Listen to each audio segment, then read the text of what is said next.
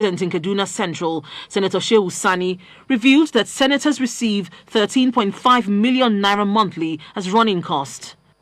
We caught up with the former senator in his office in Abuja, where he explains the reasons for making that disclosure. But there are senators there that were angry and demanding that I should be penalized for making that disclosure. There's nothing wrong with hiding these things, disclosing these things here. Your salary as a senator is 750,000, and then you have a running cost, which was the 13.5 million. But a public analyst insists that the earnings of lawmakers should not be the focus, rather value for money. But what we know in our country is that there is critical truancy, there is absenteeism, undeniable absenteeism. Channel shows us most of the time, plenary, and you see that the place is vacant. And the excuse is that they have gone on oversight. But who tracks the oversight? We don't get value for money. There are also concerns about who oversights the National Assembly to ensure that funds appropriated are used for what they are intended. We must, as citizens, ensure that we have that constituency office functioning in a way that helps us to ask the right questions. The National Assembly will be resuming legislative proceedings for 2021 on January 26th. Nigerians would want to see a legislature which will be open in terms of making its budget accessible to the public, ensure funds are utilized judiciously and properly audited, and provide a system of tracking the activities of every legislator to ensure accountability. Linda Akibe, Channels Television News. That strikes me, first of all, in this report is the openness that so many people have been asking for.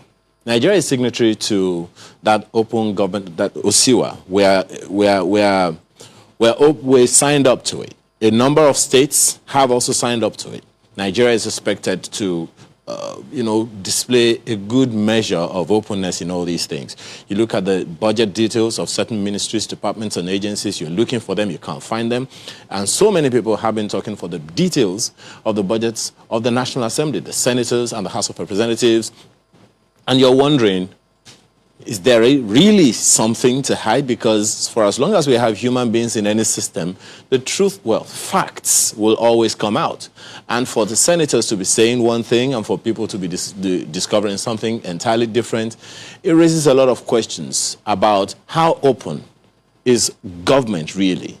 And, most of the time when we talk about government, we're only talking about the executive. I don't think so. From my study of government in secondary school, every government in the presidential system has three arms of government. The judiciary is government, the legislature is government, the executive is government. So when we over-focus on the activities of the executive and make demands for openness, how about the National Assembly, which is the legislature, which actually comes number one in the Constitution of the Federal Republic of Nigeria? I think it's about time the spokespersons of the Senate and the House of Representatives recognize that really, is there something to hide? Markwe?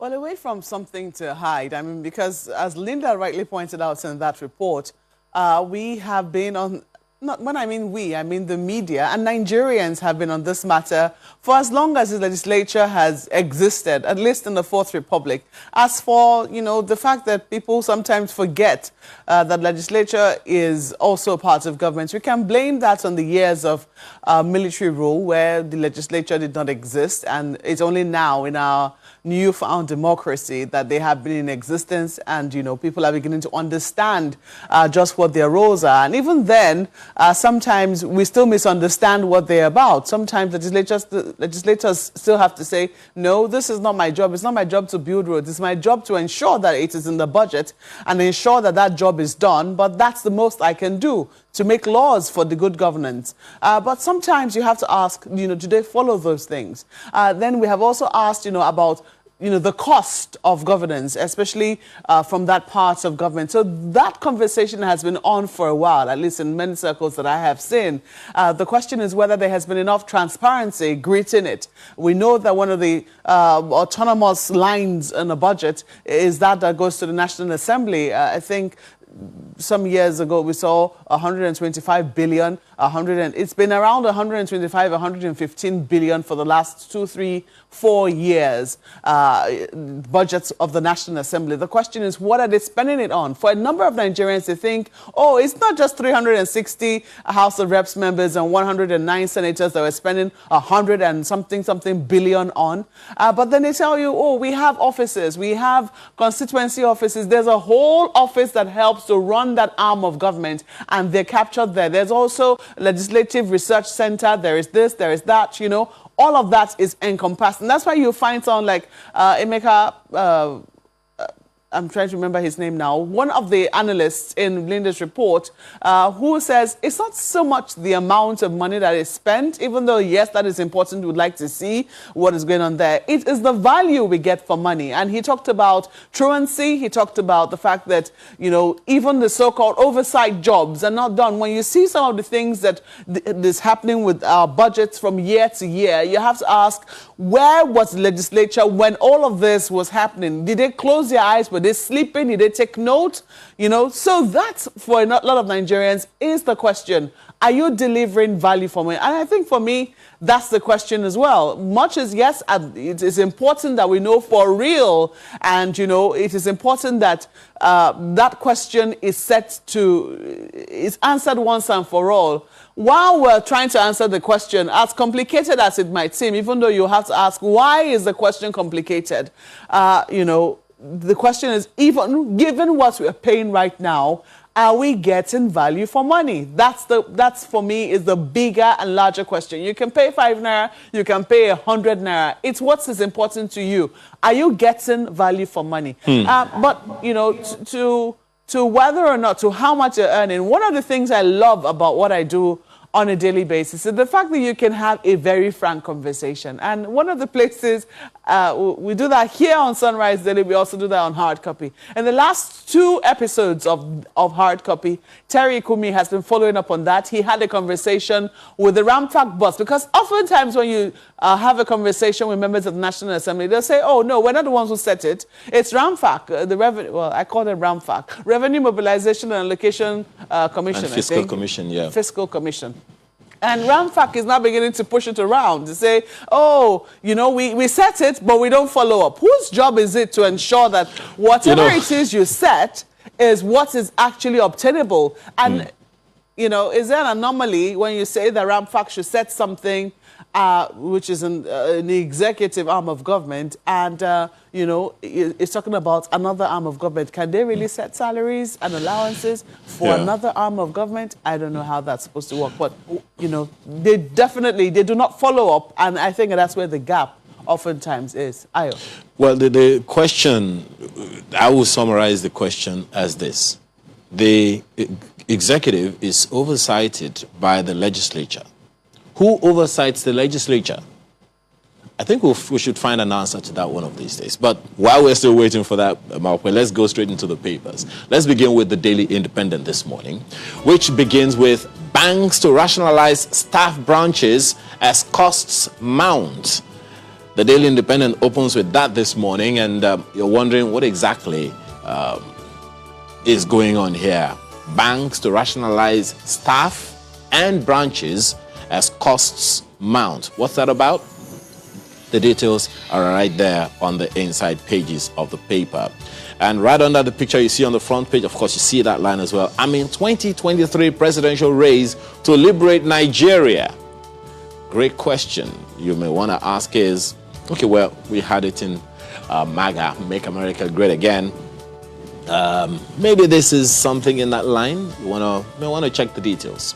So many interesting stories on the front page of the Daily Independent, but I'll leave you to do your pick this morning. Malkwe.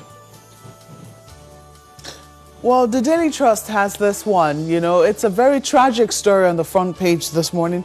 37 burnt to death in Bauchi, Nasarawa road crashes. That's what you see on the front page. Taraba Prince, wife, 4 children perish. Buhari, others condole ex-representative Ngoroje. Children, women among the dead in Bauchi. The FRS has been talking about safety on our roads for as long as we can remember, and they emphasize that every Yuletide. But you have to ask if people take any heed whatsoever. This is so tragic and so avoidable. A whole family perished only and simply because they were traveling. They were, trying to get from one point to another. I hope that when people see stories like this, they will keep it in mind and, be a little more safety conscious. But condolences to the family that has lost an entire family in one fell swoop. Lagos police stations still in ruins as operatives battle rising insecurity. That's also there. Oyo killings, Miyetti Allah denies joint patrol with Amotekun. That's also there. As 37 firms enjoy 3-year tax rebate, federal government adds 1 year for SMEs. At the bottom, you find a number of stories there. Herbalist caught with human parts said he bought it for 2,000 naira. Police arrest 2 over Kano shooting. That's where we leave it for Daily Trust newspapers. The Nigerian Tribune this morning also has that story that you talked about, Malpe, and it's actually very, very heart-wrenching. 37 killed in that road accident. Right above the headline, the masthead of the Nigerian Tribune is also another one, a story of fatalities. 50 bandits killed, 4 soldiers wounded in Katsina operation. That's according to the DHQ. You can check that out. But the main story, front page of the Nigerian Tribune, Fulani settlement in Oyo not attacked. That's according to Amotekun. The details are on the inside pages, page 2 to be specific. We raided forests in joint operation with Vigilante, Miyetti Allah members. And then you have operation targeted kidnappers, criminal elements in forests. That's story. The details are on page 2 of the paper today. COVID-19, right under the picture. Curfew in Ekiti gathering. Curfew in Ekiti. Gathering of more than 20 banned. Stories on page 29. Certainly, COVID-19 is not letting, and we should not let either. We should be very, very wary. So much to nibble on the front page of the Nigerian Tribune this morning. Let's leave it there for the Nigerian Tribune. As we take a look at the Vanguard now, so much to talk about COVID-19. Someone said that COVID-19 also made the crossover. We didn't leave it in 2020, sadly. But you see it right there making the front page in the Vanguard. COVID-19, Autumn isolates self as Ekiti imposes curfew. 8 p.m. to 6 a.m. curfew in Ekiti. Public gatherings more than 20 banned is also there. Buhari should wear face mask in public as role model. That's according to Tomori. I've always wondered too, why does the president never wear a mask when he's receiving people? Maybe he finds it difficult to breathe, but at least for the cameras. When he went to Niger, he did. Obaseki urges banks to intensify efforts to curb COVID-19 second wave.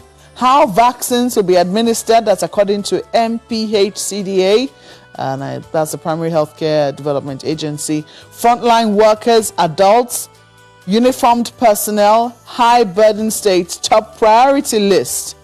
84,655,749 Nigerians to be vaccinated in first quarter. It's an ambitious number. The question is where we're getting it from. Finance bill crushes auto industry, rubbishes BPE recommendations. That's also there.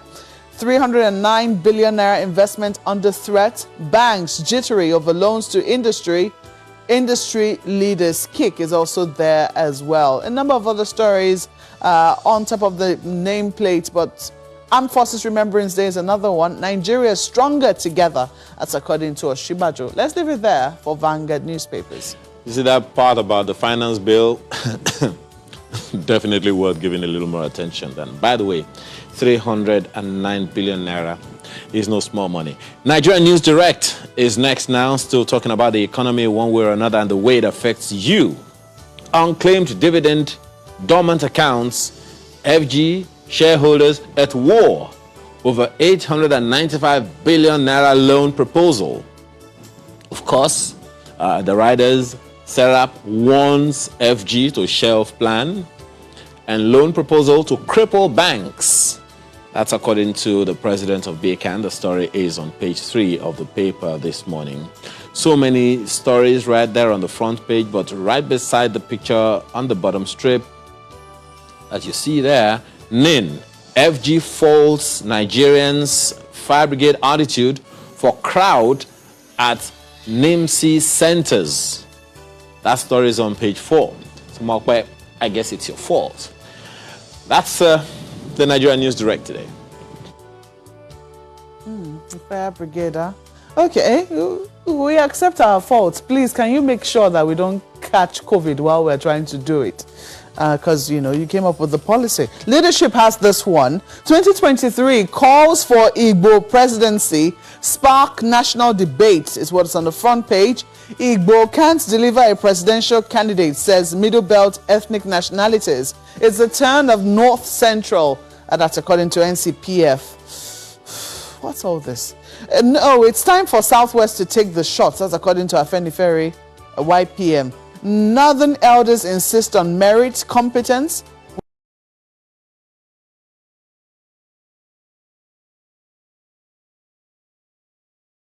From all the jostling. That's what's on the front page of leadership newspapers. Well, you might want to take a look at it on page 4. COVID-19, federal government allays fears over use of microchip vaccine. Hospitals grapple with shortage of oxygen bed space. That is what is happening.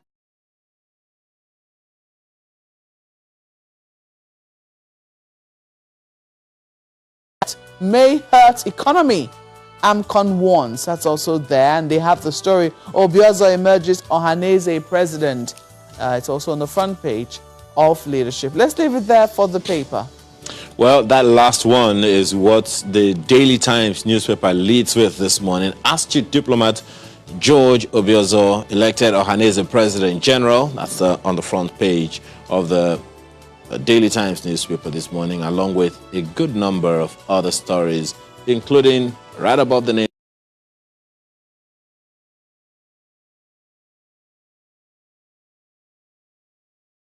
You may want to find out on the front page of the Daily Times newspaper. Okay.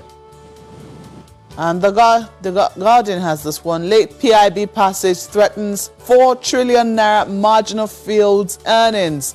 That's also there. Federal government looks to bid round to increase reserves. Host communities insist on right of refusal. And you also find another dimension to the emergence of Obiozor as Ohaneze's president. Rancor protests as Obiozor emerges new Ohaneze president.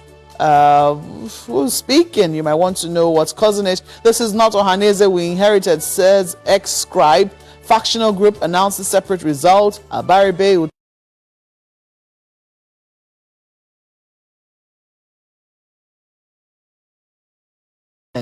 Let's leave it there for The Guardian.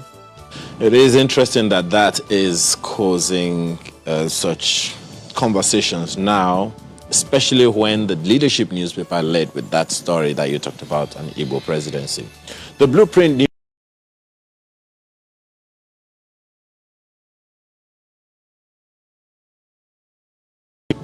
troops kill 50 bandits, recover livestock in Zamfara. That story is on page 6, has a few riders. El Rufai condemns locals' protest at troops' base. We killed 3 bandits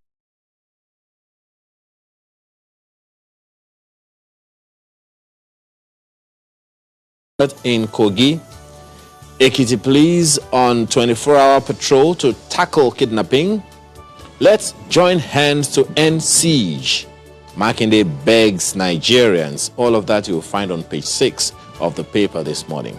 Right under the nameplate, after our that sounds like something you may want to take a look at yourself. Lockdown threatens oil supply.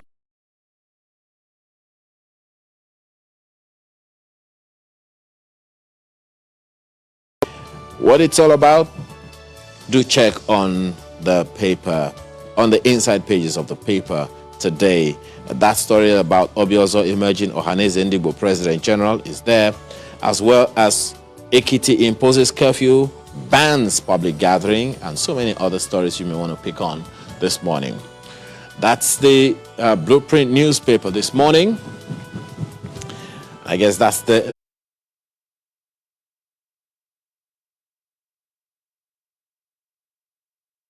last of the papers to look at today. Okay, well, there's Abuja Inquirer there. Fire outrage is what is on the front page. NIS headquarters, Kugbo Furniture Market gutted. Fire service indicts marketers. Goods worth millions lost. Immigration services unaffected. That's according to the Nigerian Immigration Service. Well, you have to keep asking how seriously we're taking things like insurance, safety, you know, especially in a season like this. Every January, we'll hear heart-wrenching stories of markets being burnt and traders starting in the red only and simply because there was a fire that possibly was avoidable, or, you know, we could have done something to, you know, to quench on time. But you have to ask if it's a priority for us all. We'll see how that goes. But, you know, sorry to all the people who have lost goods. Thankfully, it doesn't seem like any lives were lost. But we hope that people don't lose their lives as a result of thinking about how they're going to pick up the pieces. That's what you find on the front page of the Abuja Inquirer this morning. 350 debtors owing 3.6 trillion naira. That's according to AMCON. And we say, go right after them and see how we can get our money back. Let's leave it there for the Inquirer. Well, if you say we should go after them, that's 4.4 trillion naira. Great. How about all the monies that's been recorded in the Auditor General's report for recovery since 2014 until now? But then we won't have to borrow money to get anything done anymore, right? All right, that's the papers this morning. We're back in a moment to take on the issues for the day. Please stay with us.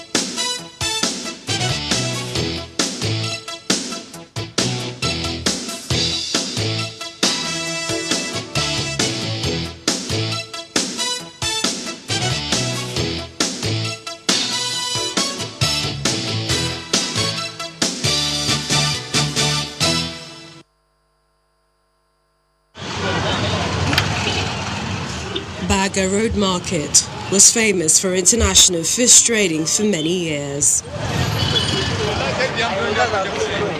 A hub for fish merchants from across the African sub-region, but that is no more the case. With borders shut, border towns sacked, the once bustling market has been brought to its knees. Traders can only remember the good old days of a distant past. Before the coming of Boko Haram, there are many places. They bring it from Niger, Chad, Cameroon. We have ours from Nigeria. Then we have Central Africa and Sudan. They were all coming, but in the past, before Boko Haram. But now that Boko Haram has spoiled the trade, the security has blocked all entry points and forced the business to stop. Those in the bush fishing were asked to leave. Now everyone is back to the city, sitting idle, so business has crumbled. Many businesses have crumbled and poverty has set in. Former wealthy fish merchants now settle for fingerlings.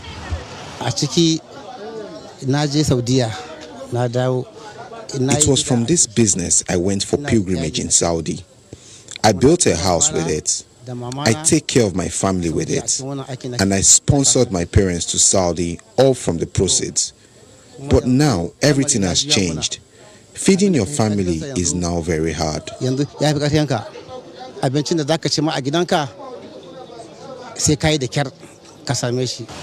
years on, poverty rate has multiplied in Borno, Adamawa and Yobe states, mostly affected by the insurgency. Farmers can no longer access their farmlands. Arable lands lie fallow season after season. Food prices have hit the roof.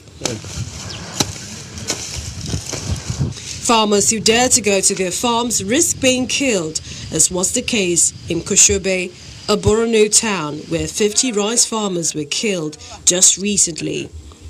The danger is palpable.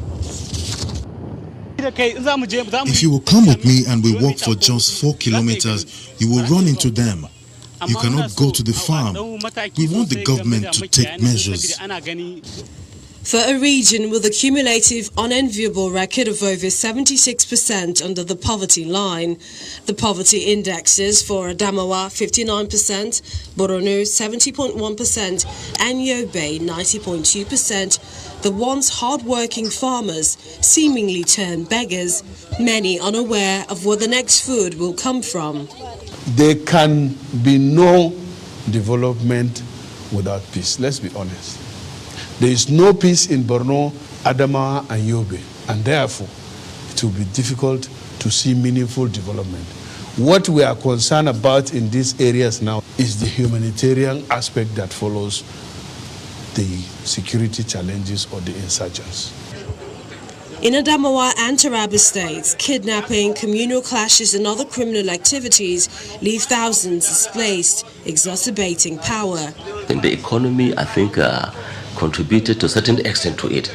And then unemployment, that must have some of the root causes of this. So I see it as something like a governance issue.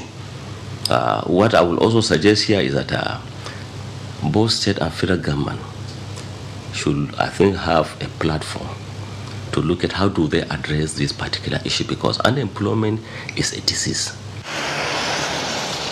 But Bauchi and Gombe states give a beacon of hope as the most peaceful in the region with the lowest crime rates. Nonetheless, poverty is prevalent. Anxiety in the northwest will not go away just yet until government secures this part of the country and end banditry, kidnapping, and what appears to be the mother of them all, insurgency.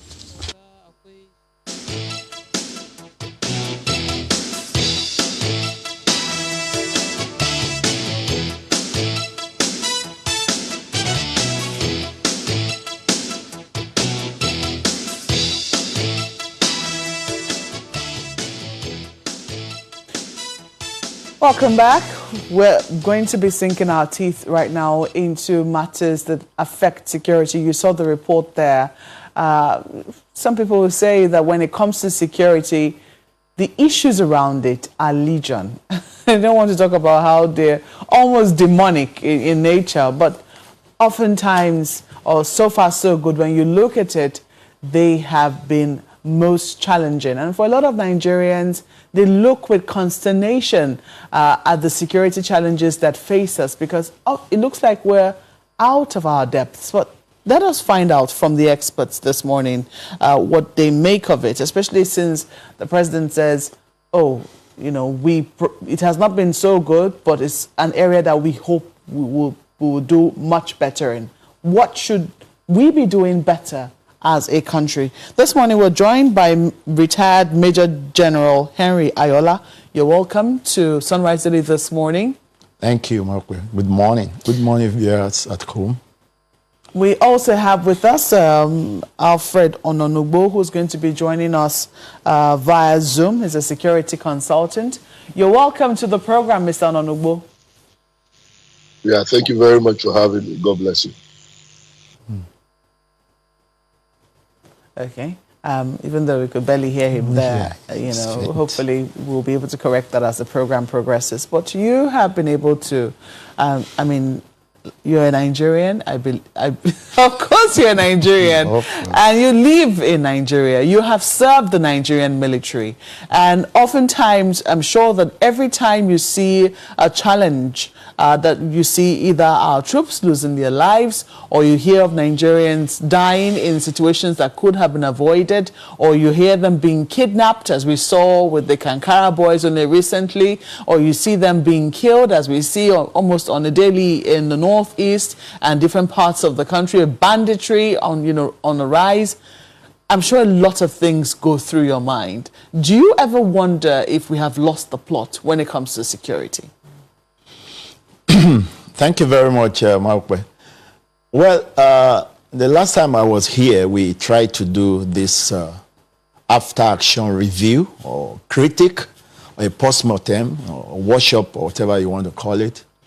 And my position has always been, how do we ensure that the lessons learned from each incident is taken forward in addressing future issues, so that we can at least show that we learned something from the last event that happened. And to me, I think what I see is that perhaps we are not taking forward those lessons. And so you find the same kind of things repeating themselves again and again. And my position has been, how do we all join hands to help not just the government, but particularly the executive? Because most of it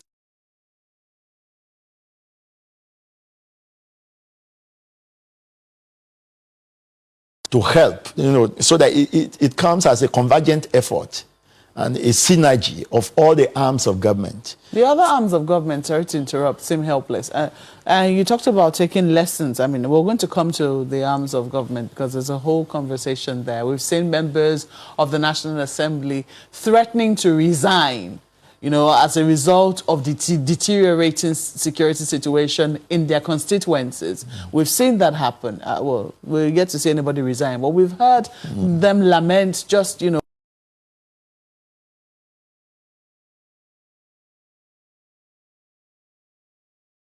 that aside. You talked about lessons learned from incidents. We're not taking the lessons forward. Some people will say we're not even learning any lessons at all. We just, sigh and say, oh, that's terrible, or how unfortunate. And it will seem that's it.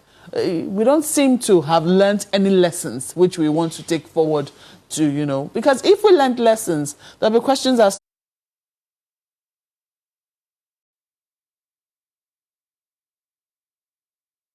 so if Buni Adi happened in Yobe State, if Chibok happened, and there were moves around that time to do Safe Schools initiative, if even very recently another kidnapping which has seen that Leah Sharibu has not been returned now happened, and then Kankara happened, these are things I will ask.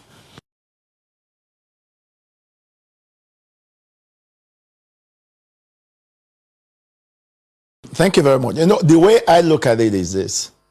The quantum of challenges we're having concurrently is a major issue. Because it's not as if we are so elastic. It's not as if our state of preparedness is so bam that we can take so many challenges at once, together. That's a major issue. And if we look at the security architecture, I hear a lot of people talk about we need to rejig our security architecture.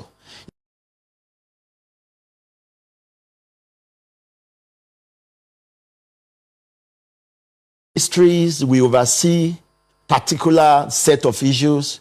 The interagency and interministerial committees where there are overlapping responsibilities. All of those things will have been put in place with clear-cut framework and checklists for doing those things. That has been lacking all our lives as a nation. So when you talk about going back to rejigging the security architecture is something that is urgent and critical that we must do now. I mean, I hear a lot of people talking, oh, it's our agency cooperation. It's not enough to say it. It must be put into properly set framework at all levels so that, for example, the state director of security at the state level should know who he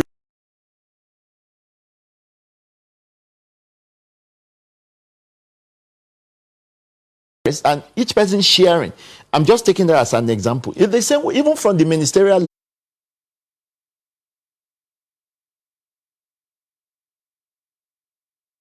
level, there, I remember during the time when the PAMSECs were in charge, before the ministers were appointed, they brought up some of these issues of certain interministerial committees that should have been in place statutorily, such that before any issue comes to the Federal Executive Council, it will have been discussed at those interministerial committees.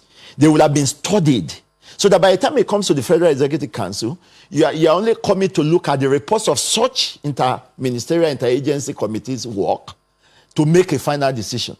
You know, some of those things have not been put properly in place.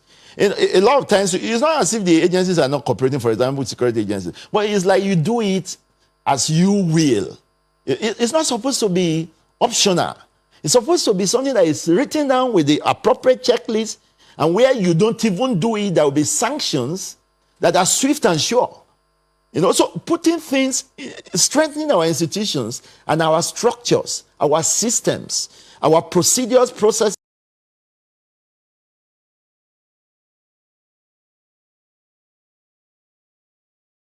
At the end of the day, it's what you do regularly, and you do it come sunshine or rain, that makes a difference.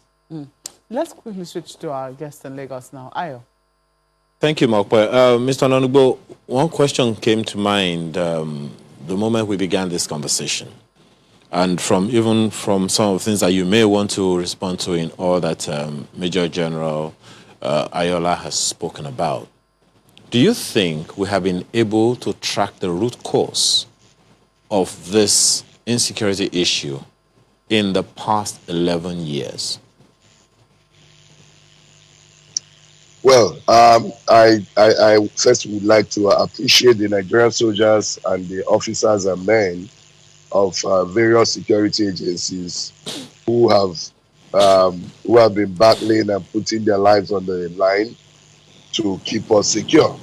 I want to say a big thank you to them for what they are doing, and by extension also those who are fighting various types of conflicts, including the people I call the generals addressing the COVID pandemic in Nigeria. I just want to say thank you to them for what they are doing. On the security issue, I think we Nigerians, we know the problem. We live here, we interact here, and it's fundamental. I recall as a child, we had this national anthem that says, Nigeria, we hail thee. Then there's a section of that anthem that says, though tribe and tongue may differ, in brotherhood we stand.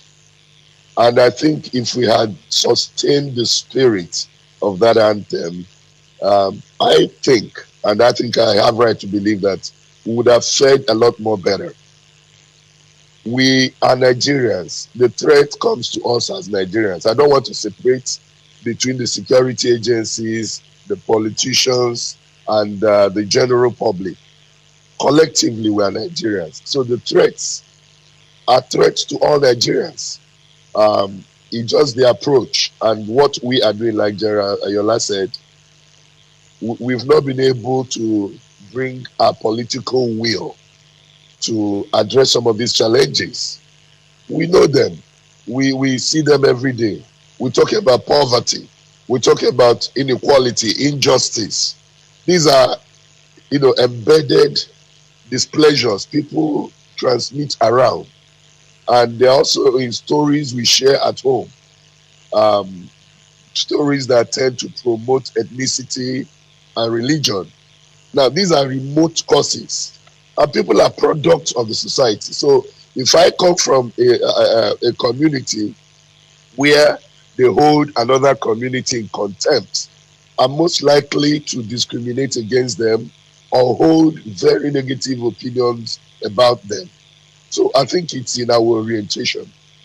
That's one. Secondly, I also believe that when we get our orientation right, and then we approach the challenges with patriotic zeal, which means I'm engaging in this job, in this assignment, irrespective of where I come from.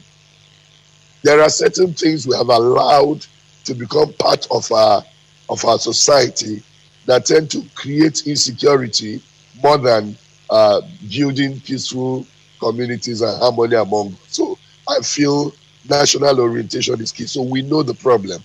We know that we've not been able to properly educate our people. And it's also part of what is bedeviling our leadership. Our leaders are products of our societies, like I said. They can't give what they don't have. And they protect interests that they feel is germane, is of utmost importance to their own people. Anything that makes your people feel happy about your representation boosts your commitment to what you do for them. So, and for the politicians, if you don't satisfy the cravings, the yearnings of those you represent, when next you come for election, definitely it will affect your chances. So these are little things. Yeah, Mr. Anonugbo, like well, there's something interesting that you have said now that we know what the problem is. Then from all that you have said, it will sound that the challenge, well, the fight against this insecurity that we have is multi-pronged. It's not only something for security agencies. That is what you're saying exactly. now. That's the way it seems to me. That's the way it sounds. So if we are aware of this, why has it taken us this long to take on the issues the way they are, the way they ought to be taken on, so that security agencies' work can be, you know, maybe a lot lessened?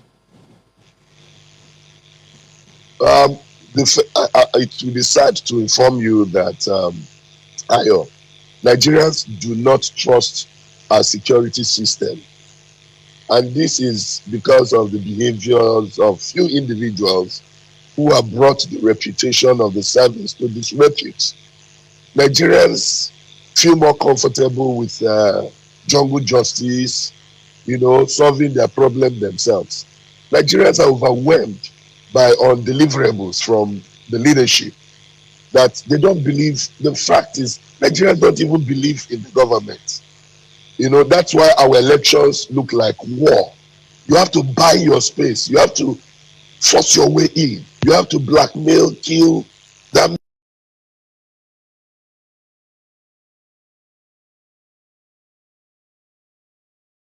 those in government services.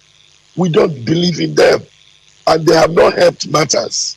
Our political structures are not humble enough to discover that they've created a different society from where they came from.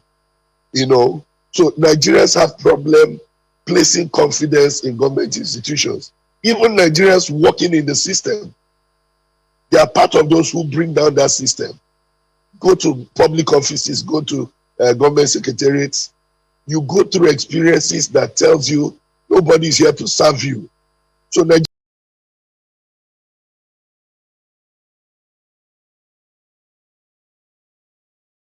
an angel to Nigerians today, they will fault him. I'm sure if Jesus comes as a Nigerian, he will have to explain to God why he chose to send him here.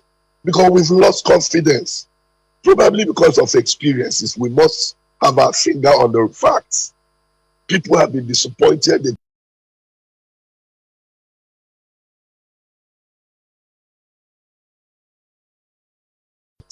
So the institutions and establishments are not, like Ariola said, they are not working in cohesion. So the people are not seeing deliverables. They are not seeing the value of what they are giving. That's why if you tell a Nigerian to pay tax, for instance,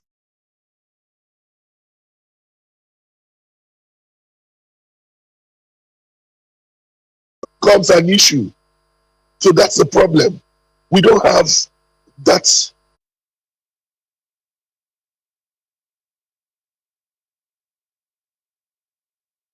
You know, patriotic zeal. Our leaders have not demonstrated it. Like I always say, go and look at the lifestyle of our leaders. We have probably 400,000 or 500,000 policemen.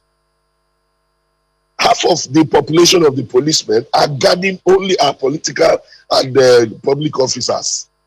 The rest are distributed on the road. And what do you see on the road? Challenges, conflict,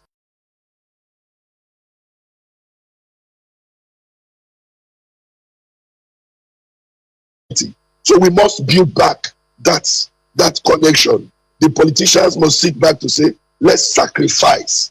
A leader that cannot sacrifice for the good of the people can never bring them to the promised land. So that sacrifice is not there. Our leaders spend, and like I would say, an insecure man can never secure you. Most of our leaders are insecure.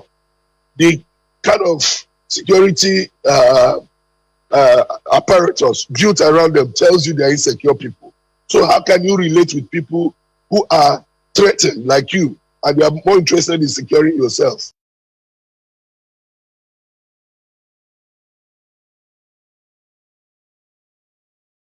Needs before they think about you in real sense. So I think these are some of the challenges, and the way forward, we must revive our national orientation system. We must invest money to rebuild our education system and look at the content of what we are giving to people. Eliminate things that divide the country, eliminate things that breed fear and distrust, and then of course, one day. Yeah, my apologies. Just one moment. There are some of the issues that you have raised there that I think are quite germane, and I believe that Major General Henry Ayala would also want to respond to them, so that Malcolm can continue with him from there. Well, so General, he's raised the issue of trust among the people, between the people and security operatives. He's also talked about the issue of lack of political will to take on some of these things, for which reason many of the political leaders who are in office themselves will first of all rather protect themselves than protect, the people that they are employed by the Nigerian people to protect. How do you respond to these things, if you agree with them? Thank you, Ayo. Again, I think it comes back to my point, my earlier point. If you look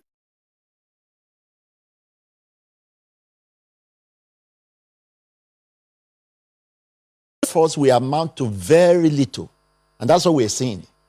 There are very dutiful, very competent, very professional Nigerians in different fields doing their utmost best, but because those disjoints in the systems are there, it doesn't trickle down, it doesn't connect with the other efforts of other people to produce the necessary synergy and to give the kind of effect that you actually want to achieve by the people putting in those efforts.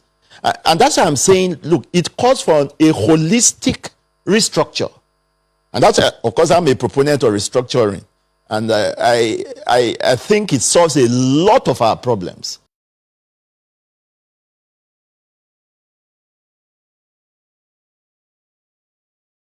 Even the attitude, the reorientation that is required.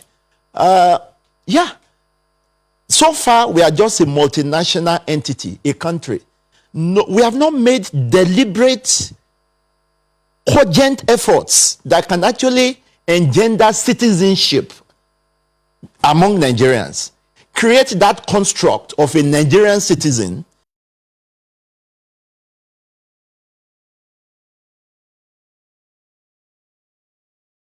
we have. Section 23 talks about national ethics. That would have been a good place to start from. You can have bodies like National Orientation Agency, bodies like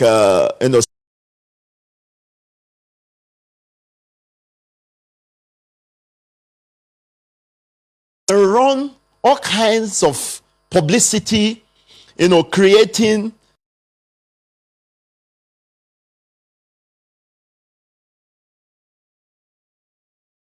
so that an average Nigerian sees himself first as a Nigerian before thinking of his tribe.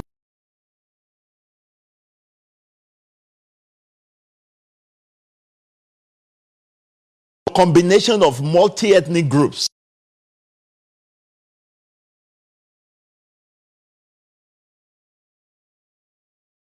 Undone. And we think we can just sweep such things under the carpet and move on. And we've not made much progress.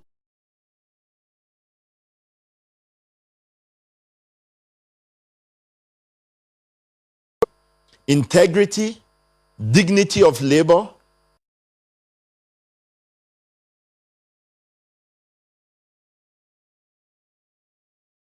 seven values if they were taken and we start ingraining them into the DNA of our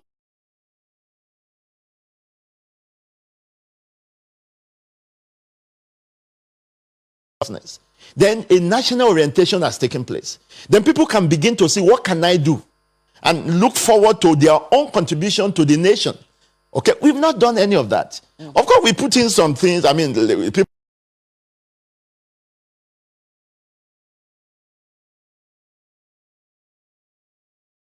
If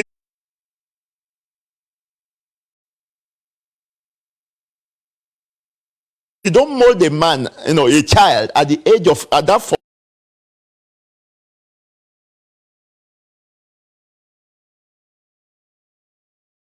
No, it's too late. So even that has an effect on the security situation.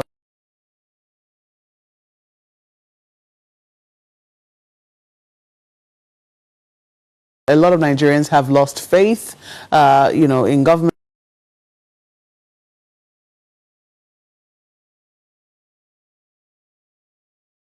To, men in uniform, especially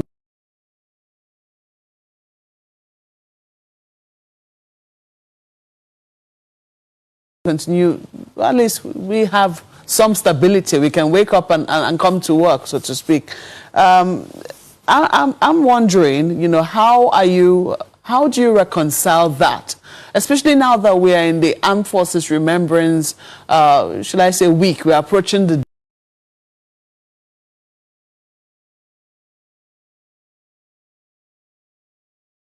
encourage men of the armed forces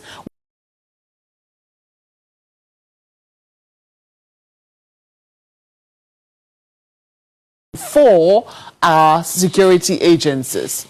How do we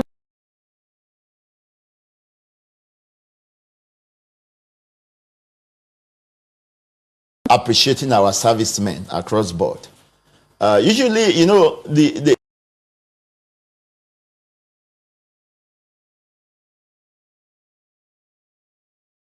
okay. Please stay with us. Okay.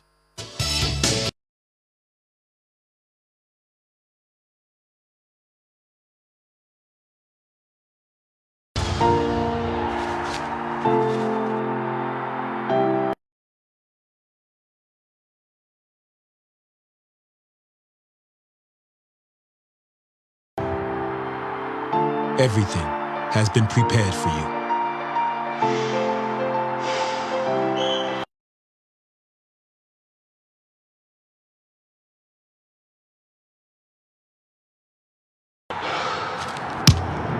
Join over 1.4 million forward-looking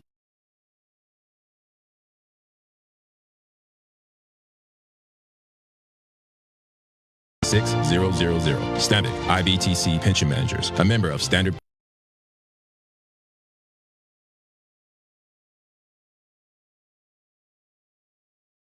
They look so alike, but they don't like wearing the same thing.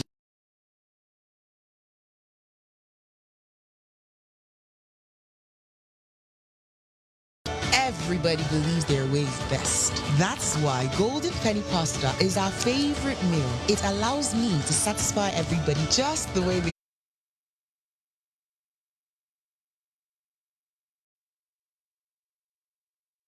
want it.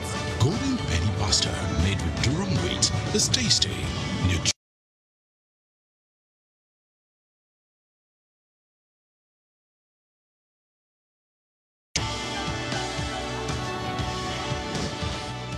Confidence is important in life's little moments. Strong teeth can help, even if they get her into trouble sometimes.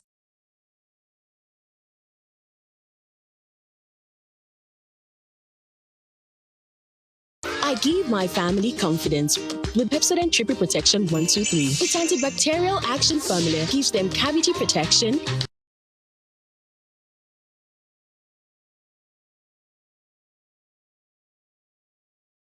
One, two, three. Revolution to Baferale. Ah, yeah, the one call you. Hello? The first turning on your right, that's my shop.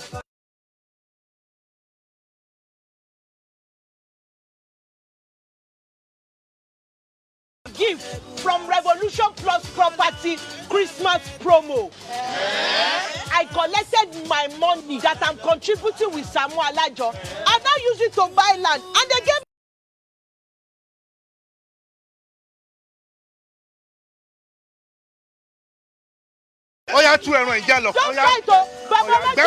Amazing gifts are available for grab when you pay a sum of 50,000 to 500,000 naira, 1 million to 5 million naira, and stand a chance.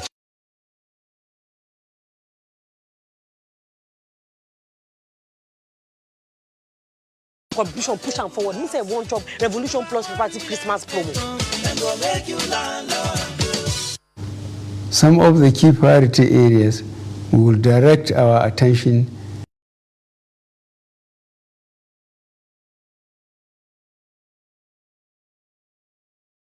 the security apparatus and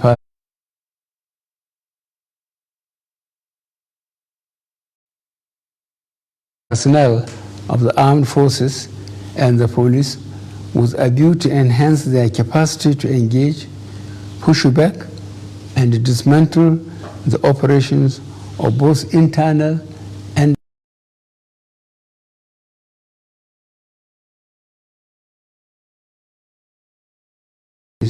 in some parts of the country.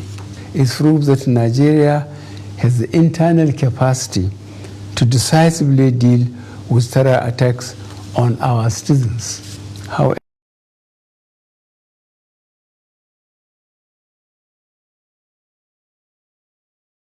to ensure that these sorts of traumatic incidents do not become a norm. Our administration is fully aware of the responsibility we have to protect the lives and property of all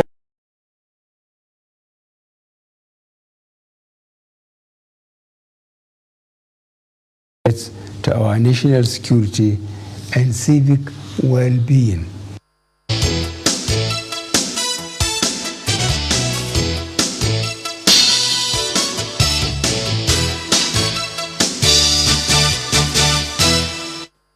Well, retired Major General Ayala is still with us in the studio. And just before we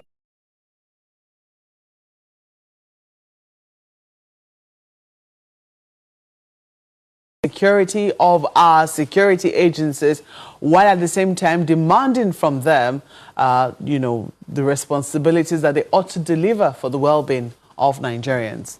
General.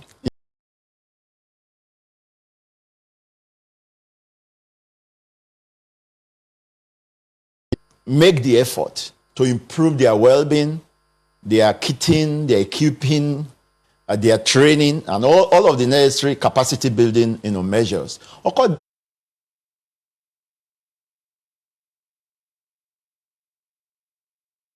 only then can we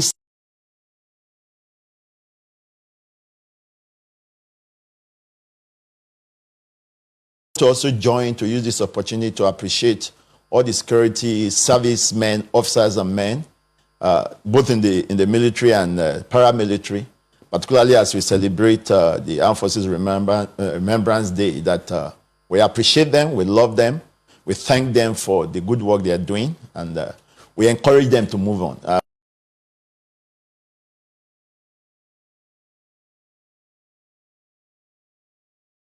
Buhari in particular, and the bandits, of course, is the fact that the asymmetric warrior, one of his great strengths, is bold action and strong will.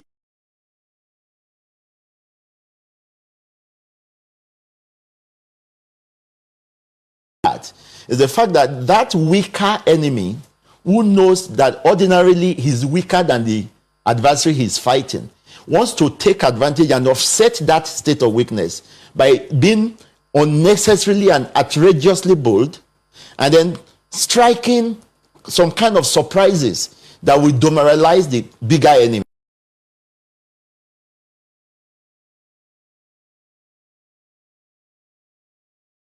With overwhelming force, we have to also up our own decision, our own will. Our will must be stronger than that of the enemy. If not, we will not be able to achieve much. And I think that's where government needs to do much more.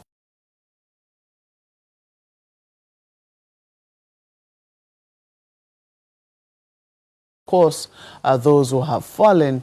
I'm wondering, how do we reconcile that with the issue of trust? You know, in many places, some people say that the armed forces, you know, get the highest honors wherever it is that they are. They're respected in public, you know, they're shown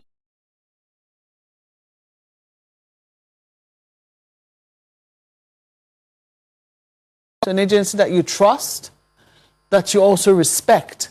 Do you think that we have shown that respect, especially when you begin to look at, say, NSAS, for instance, and some of the demands that we've seen? We've seen the judicial panel sit in many places in the country, and when you hear some of the stories that, you know, Nigerians come forward to narrate, you say, how is it that anybody is supposed to love, trust, and respect security agencies, or even honor the memory of fallen heroes, if this has been the experience in the hands of these people? Yeah, that's a beautiful question.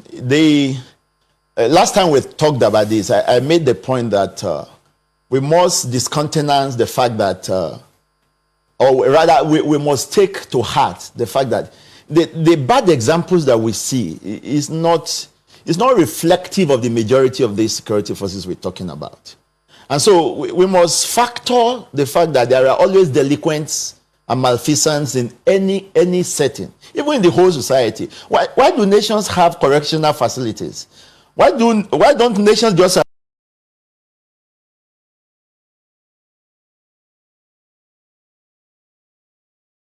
prisons and correctional facilities, not have police stations, not have lawyers, not have courts? Because it's factored that it is inherent in new.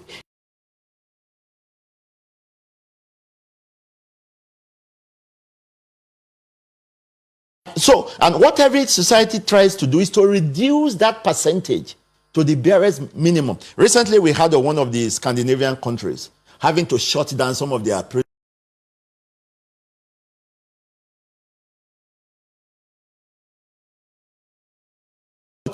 The point I'm making is that you must always factor that there will be a few bad eggs in any setting. But we should not use that to paint the whole group of people and then engender some kind of acrimony towards them. No. We must also psych ourselves.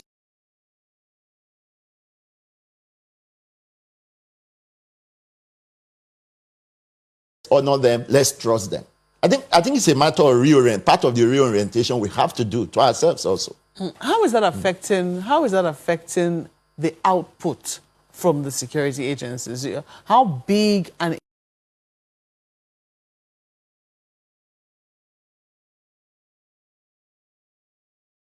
could have on their own delivery as well? Oh, very much. In fact, we saw so much of it following the NSAS. Last time I was here, I mentioned the fact that it was an unintended consequence.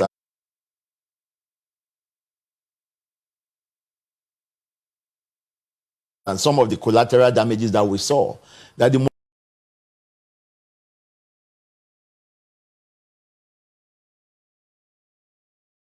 themselves were not sure what to do because of that low morale. You know, so that's why we have to be careful. We must not throw away the baby and the bathwater. You know, we have to be careful to differentiate between the few bad elements and the majority of the people.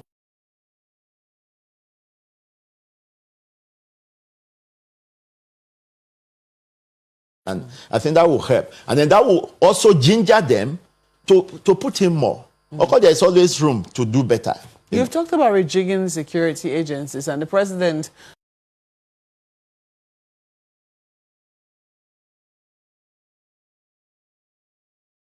from where, if we're looking to see that, you know, this is going to go beyond words, what should Nigerians be looking to see from the president and commander-in-chief, for instance? Okay, thank you very much. Well, I'm somebody who believes that it's not just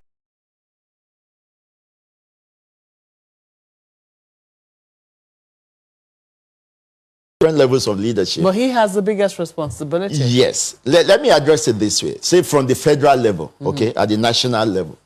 One of the things I've been advocating, really, and I've submitted in some of my write-ups, we need to expand the national intelligence community.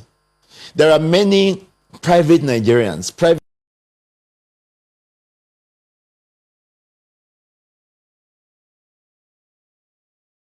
to bring on board. I mean, if I take America, for example, apart from the 17 main government agencies that that form the intelligence community, they have other research institutes,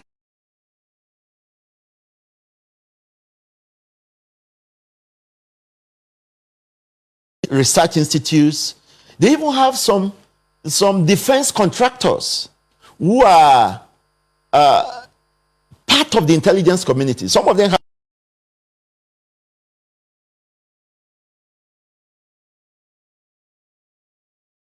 offer. You know, I think we need to go that way and bring in such people on board, and that will also engender patriotism that we're talking about. When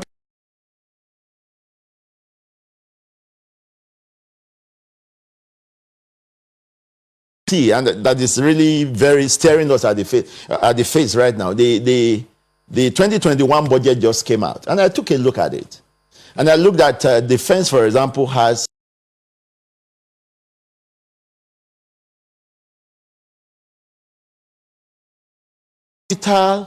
allocation of that is just a paltry 127 billion.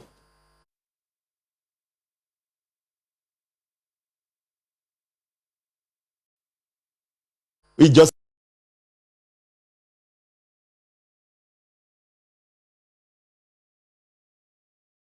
way is to put your money where your mouth is. If you want to show that you are giving a priority treatment to the security sector as a whole, then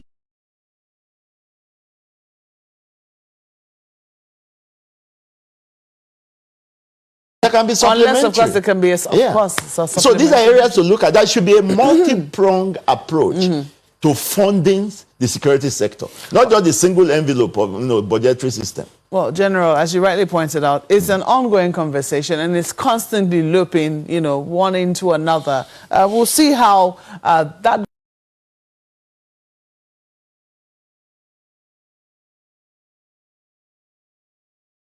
of his priorities for 2021. And I'll see how it eventually goes. But we have to thank you for coming on this morning. Retired Major General Henry Ayola, we have to say thank you so much, even though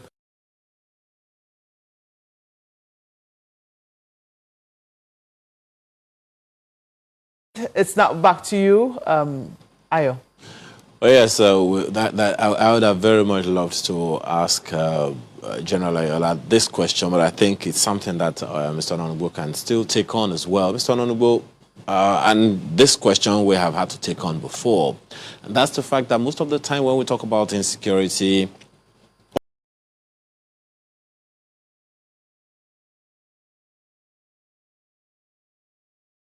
the military on this program, the police whenever they are available, but other security.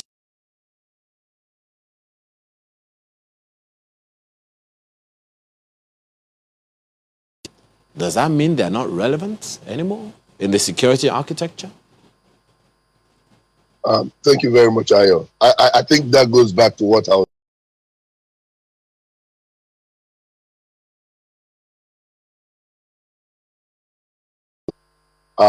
like I said, these men are Nigerians.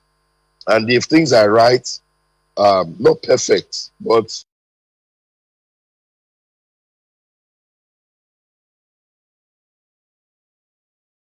different structures of governance are effective, we will not need to discriminate between police, the customs.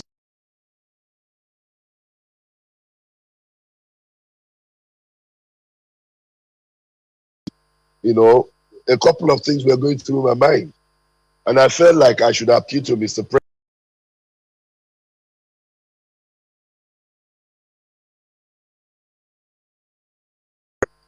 There must be certain things that we must build in. Otherwise, not just that these people are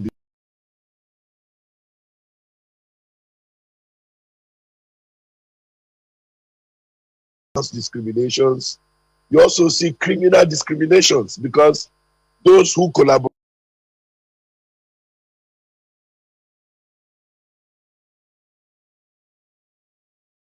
It will determine the assignments and all that. When you are inside, you see so much of these weaknesses that you keep wondering, when are we ever going to get it right?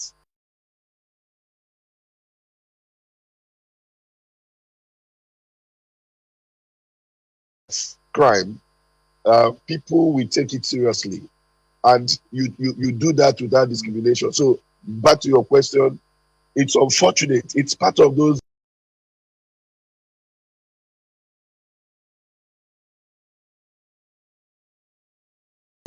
They feel they are not being recognized, their roles are not appreciated. Oh yeah, make them go do them alone. Maybe if they want to praise, now only soldiers they praise. Then the DSS man will say, so why am I dying?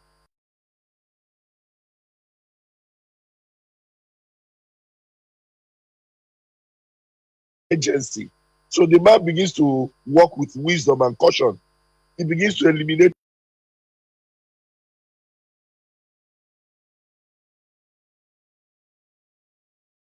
rewarded. Those sectors help us a lot. For instance, look at the customs. If the customs and immigrations do not help us, we can.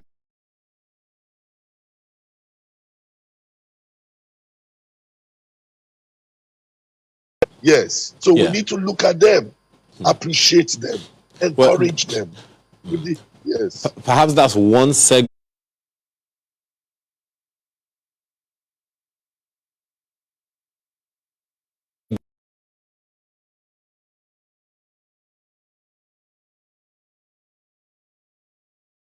a good number of governors have been given the marching order, so to speak, to take on. Are the locals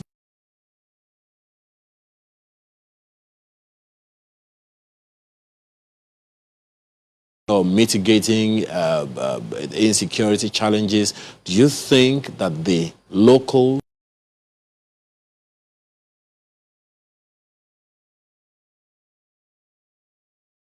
crime is local? And consequently, one would guess then that the primary solution should be local. So do you think we are engaging the locals significantly enough to mitigate these challenges?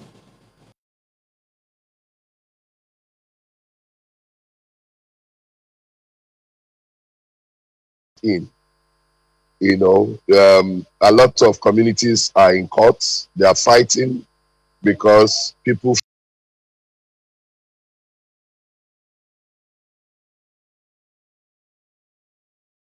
political officers are people with questions to answer at the law.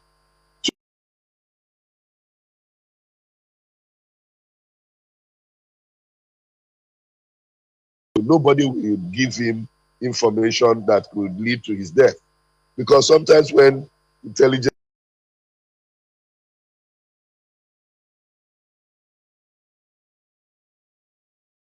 stories about, I reported something to somebody, he went and told the people, and they came to warn me, they came to kill me or beat me and all that. So these are the little things we need to look at.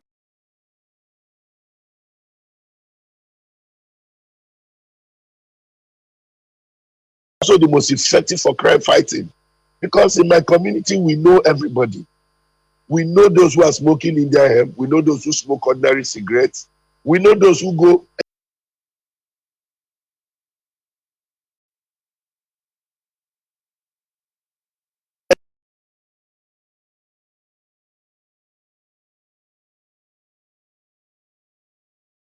they might not talk. If you're a criminal, they will talk with their eyes and their nose. So the local structures, if we empower them,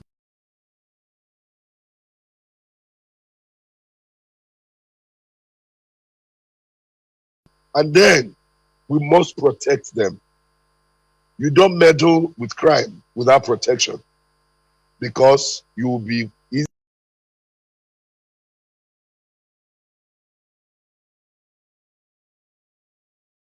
Their way. So if they find that a traditional ruler is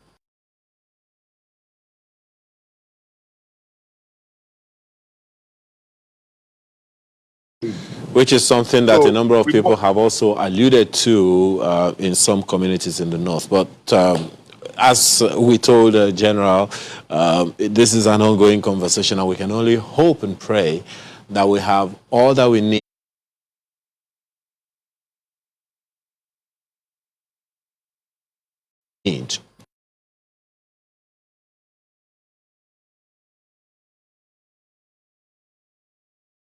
Consultant, thank you for your time and thoughts on Sunrise Daily today. Thank you, as always, Ayo. I appreciate being there. All right. Well, that is one battle we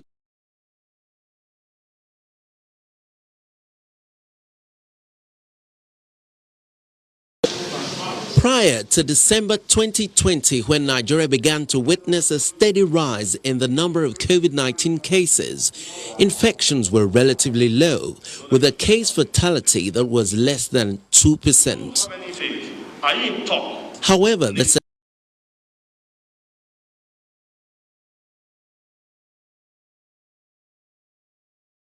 which announced that the government may consider another lockdown if the cases continue to rise. The Presidential Task Force is very concerned .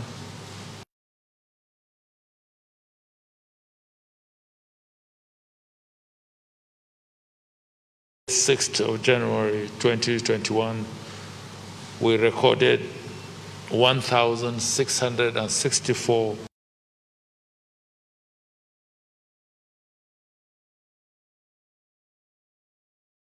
in Nigeria, and we must all take full responsibility through compliance and vigilance. We are saying that if these numbers continue to go up and we start having significant deaths, we'll have no option.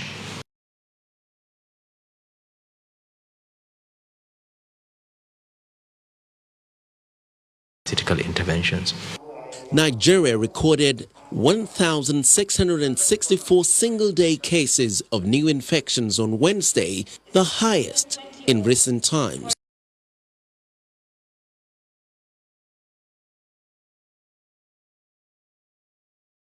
Lost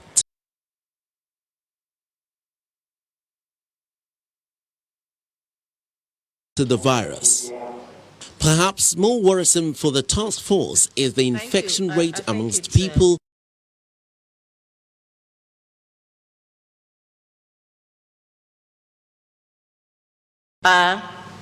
between the ages of 21 to 50, and this poses a lot of risk.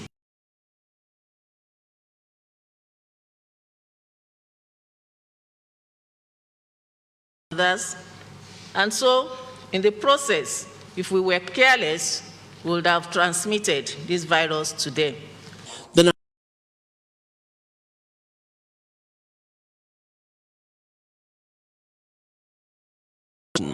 But none of these will be administered on its citizens without the certification by the National Agency for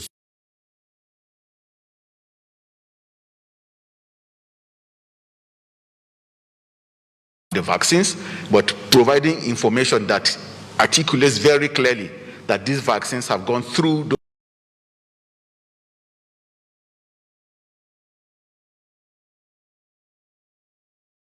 an exception. There are currently over 15,000 active cases of COVID-19 in Nigeria.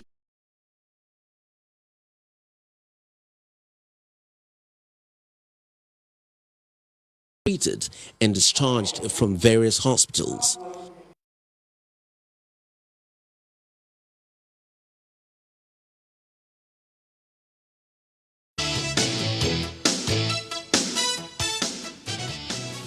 Indeed.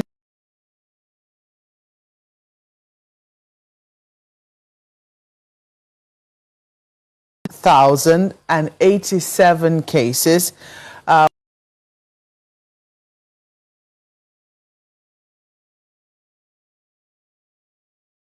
358.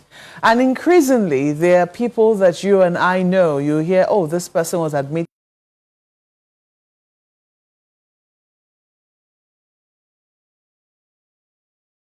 A friend of a friend, it might be, you know, increasingly they're becoming people that we know. And, you know, we've been told about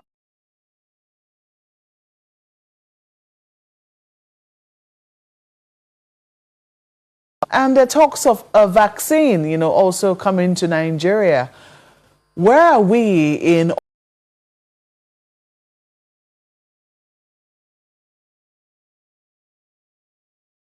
rates continues to go up, if the death rates become significant, what will constitute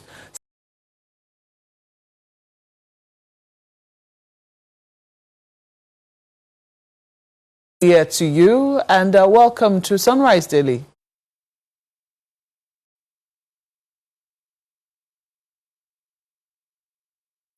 Thank you very much. Same to you. Happy New Year. Sadly, though, a lot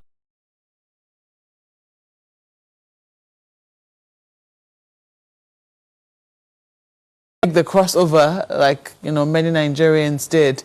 What are your concerns when you look around today as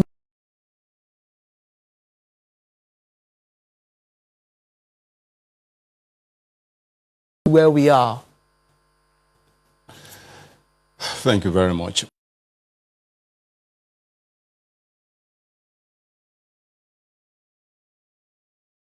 In terms of non-compliance with the advisories issued, particularly in respect of non-pharmaceutical interventions.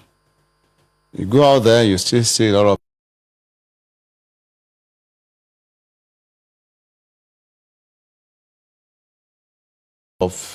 their attitude, not wanting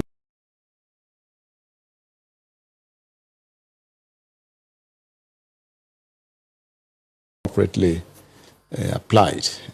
It's turned into chin mask or even head mask or neck mask, and not what it should be.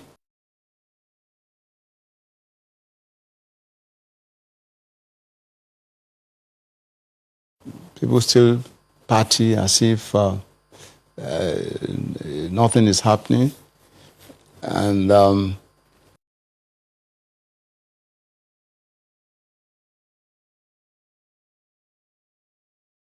enforcement measures and all that. So that is that. Of course, the rising figures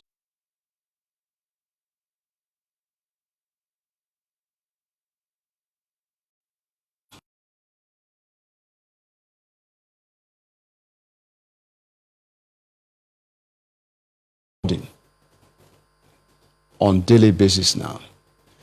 And some people tend to feel that, oh, it's the big people. Yes.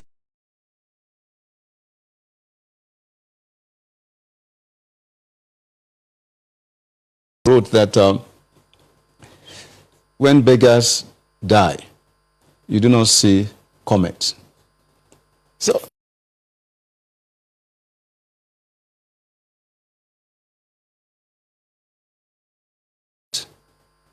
attention more. But he who feels it knows it. But people are dying. I'm going to ask you to hold your thoughts, because you're a member of the presidential task force, and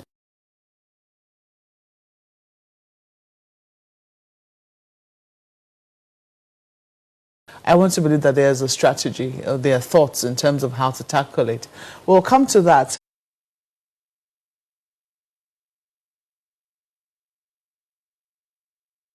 When we come back from this break, please stay with us.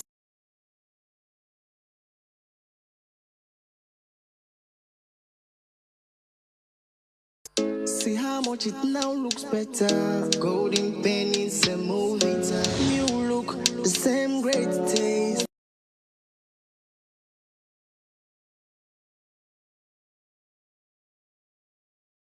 Help maintain a balanced diet. New look.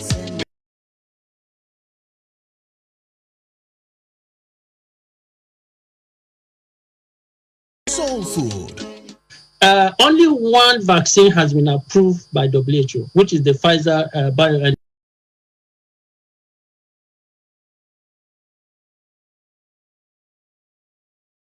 What WHO and Gavi is trying to do is to make sure that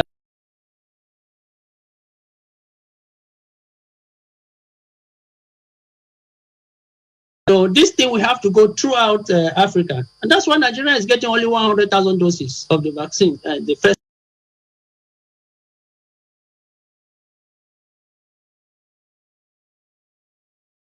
42 million people, which is just like the 20%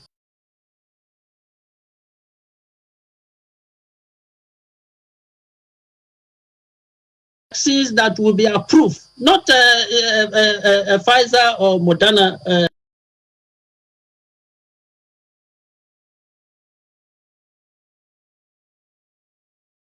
Zeneca Oxford vaccine. The efficacy is about 62%. In the small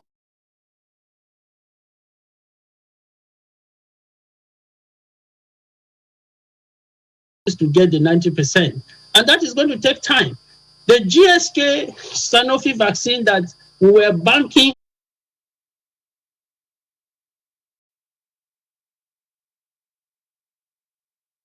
on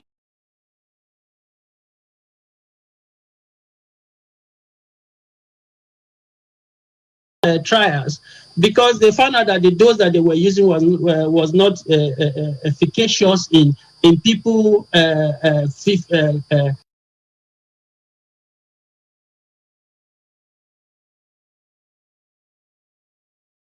vaccine from.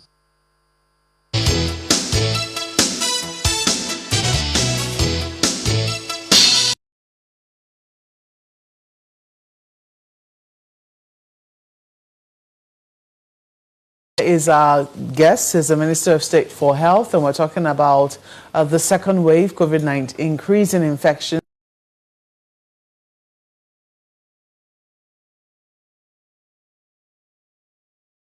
He'll be coming to the country, we don't know when, but he's here and will give us a little more insights as to when that will be expected.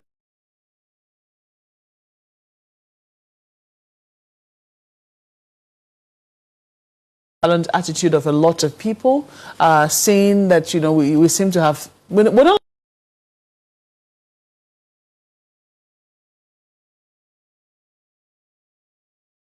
seems to have mutated and we have a more virulent strain. What are the thoughts of the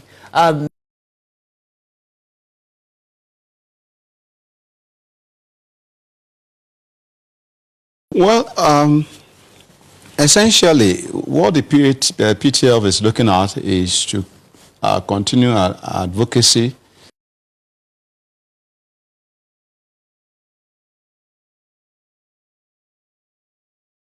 using the media, using the community leaders, the religious leaders, the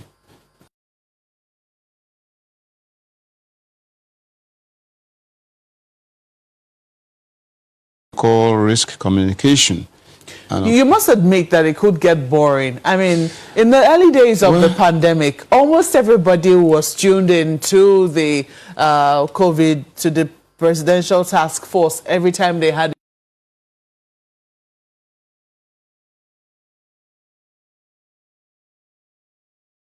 and you had to limit what you could take from reporters. Isn't that correct? And then as time has gone on, you know, with the pandemic gone on,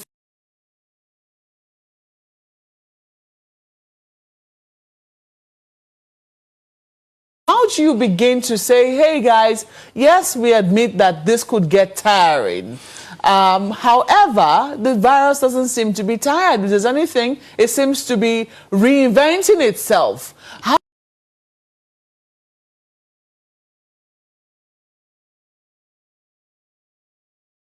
Nigerians take note again of some of the things that it is saying to them?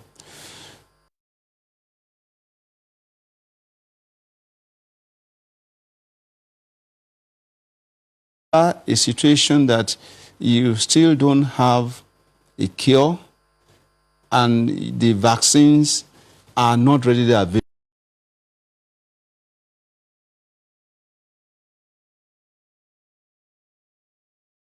which is these non-pharmaceutical interventions. Do you think that there are more aggressive ways that these non-pharmaceutical interventions could be applied so that people, you know, are more conscious of it? If they would not do it for themselves, then they are forced to do it for others? Well, yes, but again, you have to think it through. What do I mean?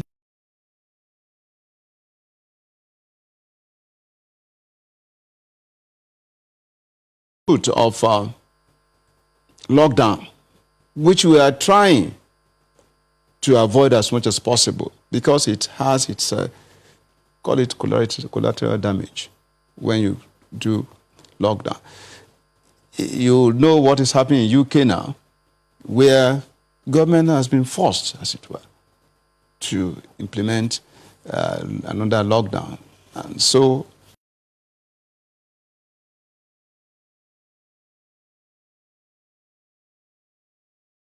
are very conscious of our own situation. What we are trying to do is to have a kind of delicate balancing between lives and livelihood.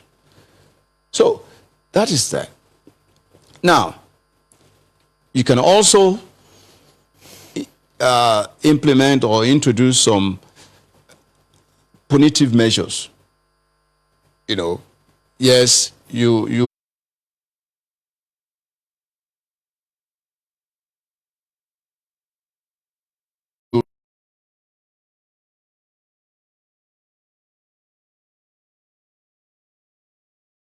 the officials had to go into some nightclubs to really get people arrested.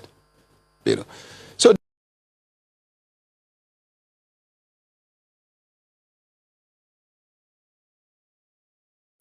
put in place enforcement. But again, there is also a limit to how much of that, because if you get people, where do you keep them, particularly if you apply sanctions, maybe by way of pains, some penalty, fines and all that. How about those who cannot pay?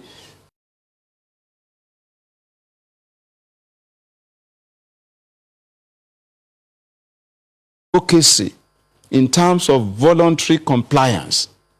Because, look, keeping yourself safe as an individual, you take it as a primary responsibility on yourself. And every other person has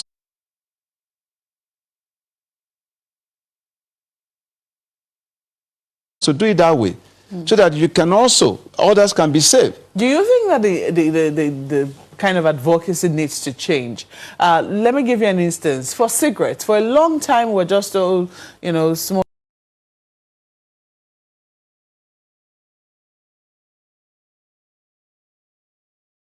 labeling, you know, has since changed. In some instances, in some countries, they're required to put the damage that is done, you know,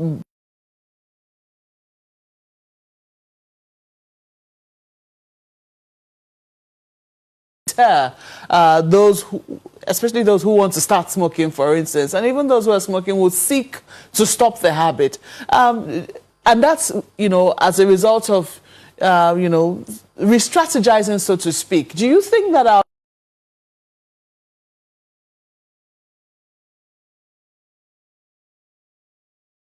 people are now beginning to throw caution to the wind, even people who had been cautious before? Well, part of what we're doing, which I want to commend the media, is carrying their cameras to the wards in various hospitals and seeing the real life experience of these patients. And they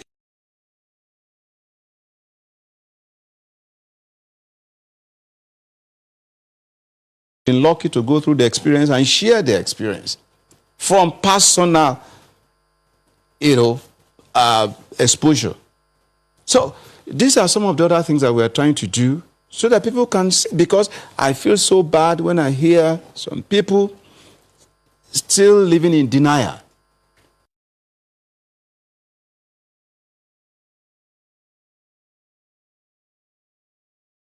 Since we're encouraging more and more people to come out.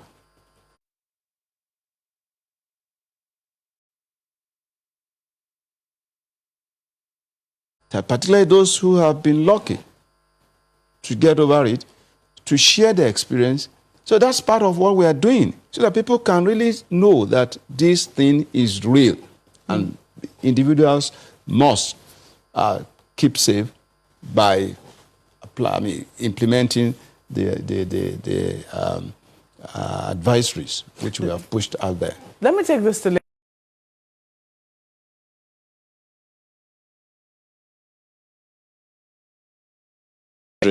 Dr. Mamora, perhaps part of the messaging, part of the challenge of the messaging is in whether or not we take any action to improve on our infrastructure at the local levels, so people can see that government is actually doing something to not only validate that this is real, but that to make sure that we actually are doing something to ensure that you are taking care of.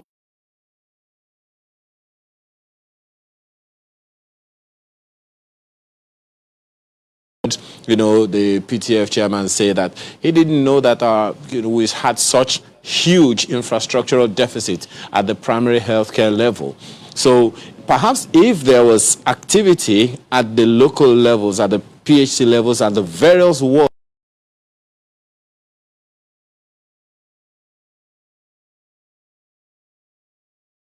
something, and consequently it is easy to believe. So in terms of infrastructure upgrade to fight this and other diseases that may happen on us, has there been anything significantly done to prove that indeed government is working to ensure that we nip this in the bud as quickly as possible? Well, we have been doing a great deal of that through the National Primary Healthcare Development Agency.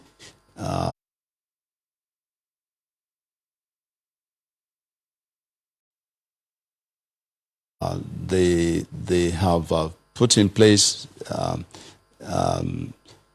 committees at the ward levels.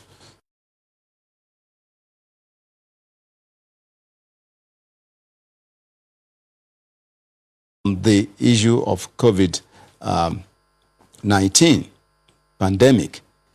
And of course, in terms of infrastructure that you mentioned,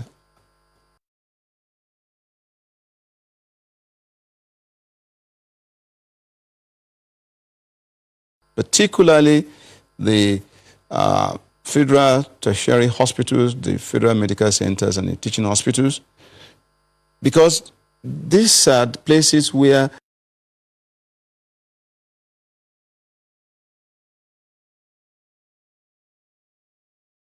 private centers or private clinics, private hospitals, the tendency is always for people to say, oh, it's malaria. But when it becomes obvious, particularly difficulty in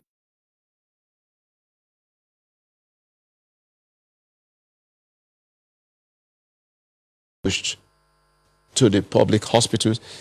And one of the things we are doing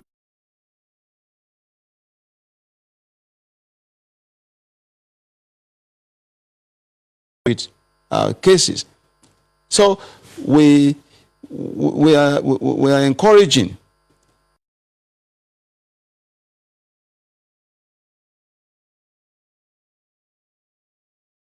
because it's the major component in the management of these cases.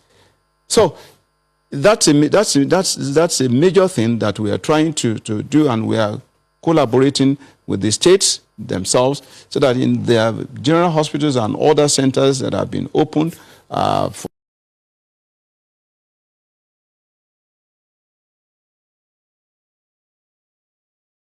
ensure that these things work the way we want them.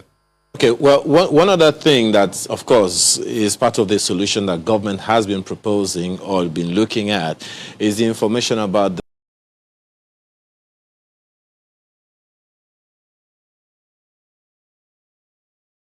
the vaccines will be in, and then there's another, word out there that it's not going to happen anytime soon. Just exactly where are we on that one, so we can take on some other questions.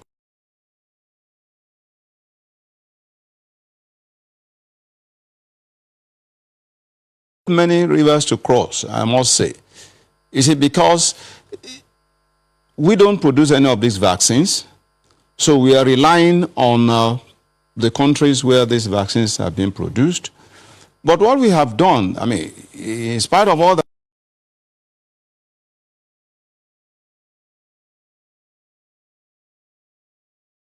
part and parcel of the COVAX facility, which is a global body trying to ensure that vaccines are made available and made affordable to the low and middle income countries.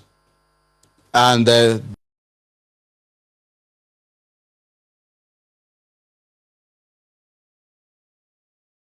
in an immunization, it's a world body as well. And we are also engaged, of course, WHO is also involved to ensure that there is equitable distribution of these vaccines. So we are part of that global body. So when the vaccines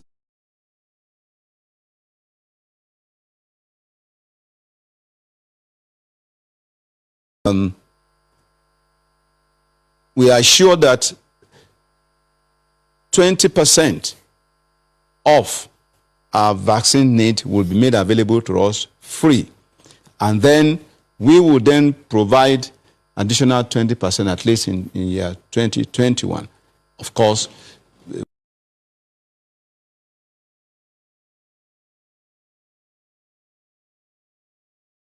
of operations, because you need syringes, you need the personnel, you need everything to get the vaccines to the people.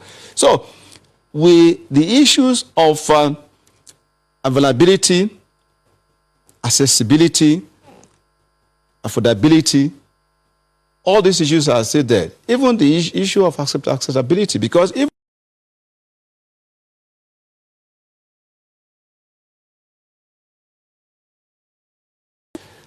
what we are now doing is to start some kind of advocacy,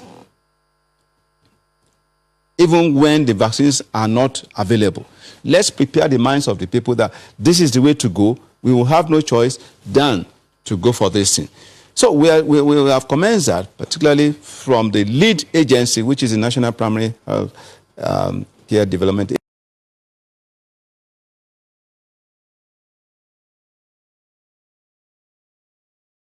Looking at the factors. My apologies, you haven't still told us in specific vaccines. How soon are we expecting the vaccines to get here? Because just as you said, the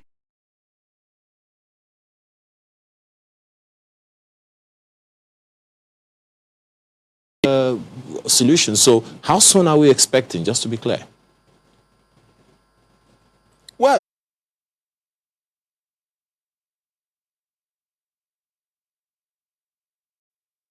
you see, whatever I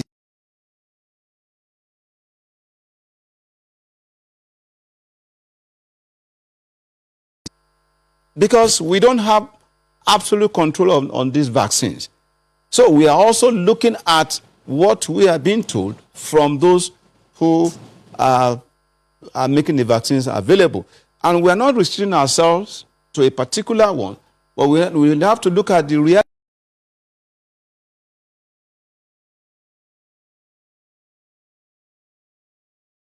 of about -70. So the tendency is for us to want to look at the ones that we can easily manage. That is between a temperature of +2 to +8, which is within the range of the routine vaccines that we use for the childhood vaccine preventable.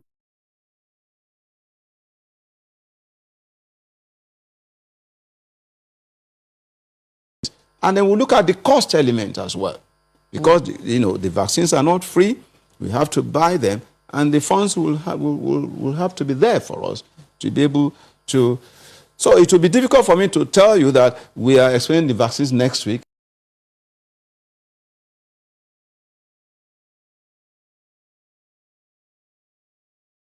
We also saw reports of, the president and the vice president who received the vaccines on live television. I think that report came out last week.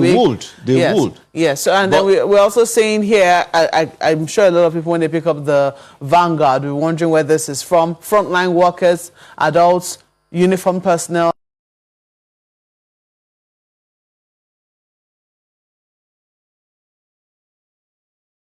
First quarter of when? Is it first quarter of this year or next year?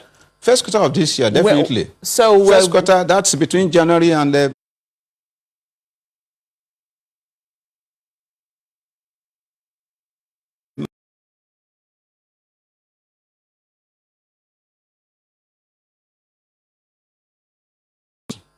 these are projections, because we have to, you make your planning and then you make your projections. Projections based on what? I mean, projections based on some of the things you've read out. That is, who are the people that will be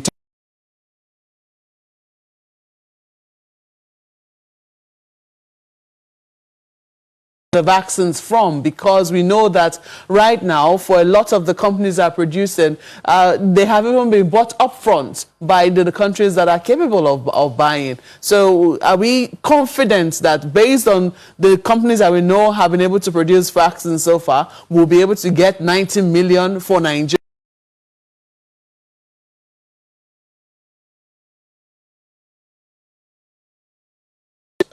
Restricted to a particular.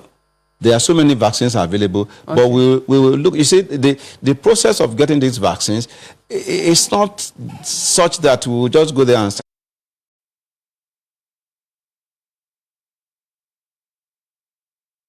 start procuring. Even when the vaccines are available, they have to come here and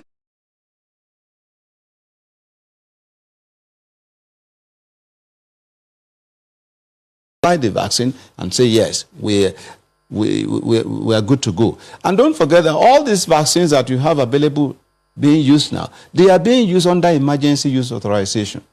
So that means if I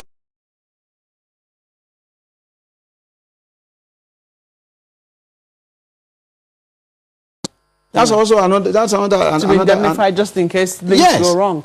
Yes. Just quickly though, you have talked about complacency on the part of Nigerians. Some people will say that at some point it looks like government itself has also encouraged this with the policy that it puts in place with NIMSI registration and all. A lot of Nigerians trying to get their NINs, who do not have them, so that they can link them.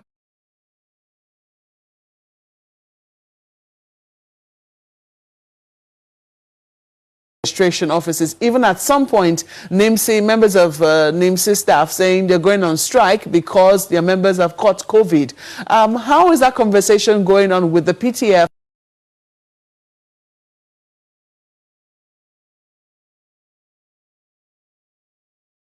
The Ministry of Digital Economy and Information is that it's the people themselves that are not complying with the directives. Because ordinarily, they were supposed to get these things done online. And people were supposed to be invited.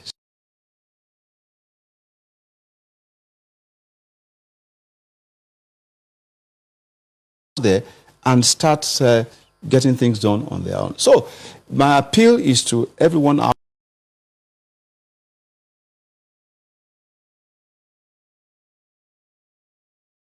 them as to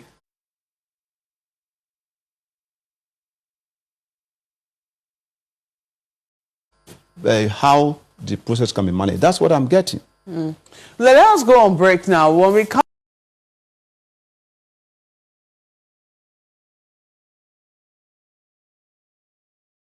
please stay with us.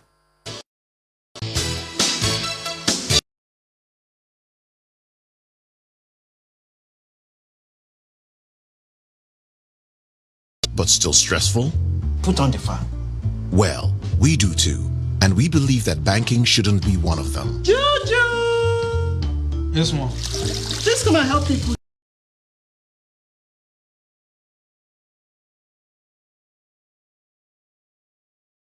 Solutions. Junior! So when you're tired of the same old, Yes, Daddy.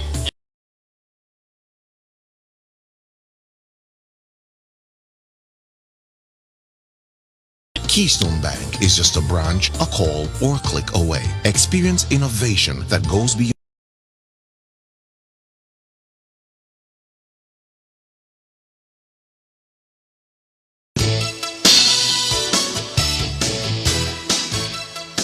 It's our closing moment with Minister of State for Health, Dr. Oloronimbe Mamora, and we're talking about the policy of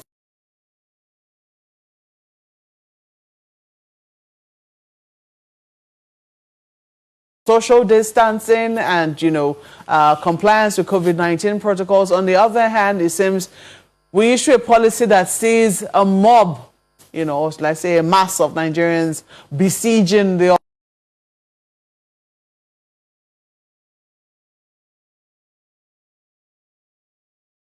proceed moving forward. We have since seen that this is what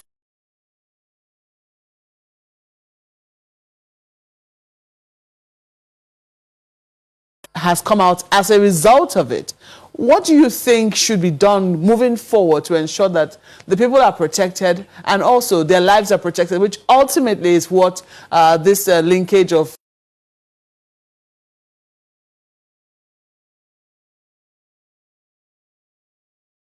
we are able to accomplish that while at the same time not endangering the lives of Nigerians in a situation that is already endangering enough?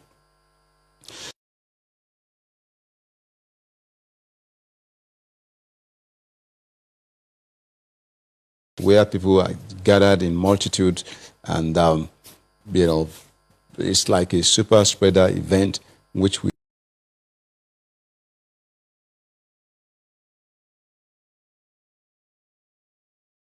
digital economy is looking at this.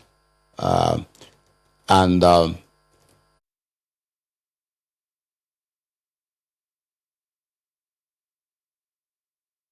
understanding is that the whole process may be suspended so as to reorder the whole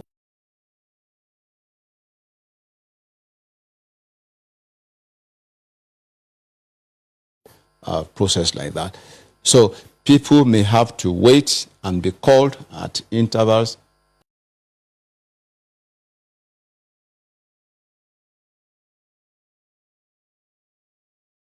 Without even necessarily going to these centers. But whichever way, we have a duty as government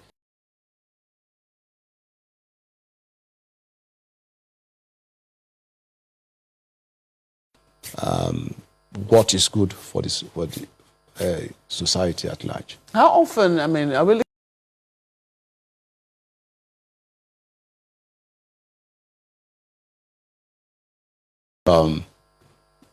programs, because there are times you have competing programs, like we'll be having the breakdown of the budget today, and that may be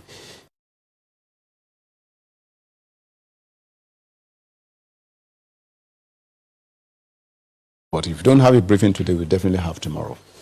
All right, it's a fine place to leave it. We'll encourage Nigerians to look forward to that briefing. Let's not be tired of, listening to what it is that has to be said there, because it's one of the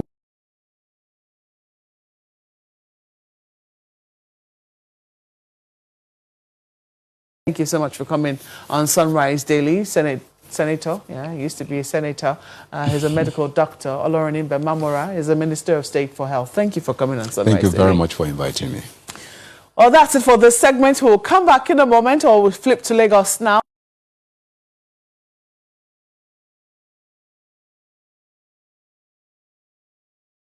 But let us begin with this one by Dr. Ohuwavi, who says about tackling COVID-19. We're not seeing much in terms of research and solutions from our educational institutions in Nigeria. Governments should prioritize this. That's the first one from him right there.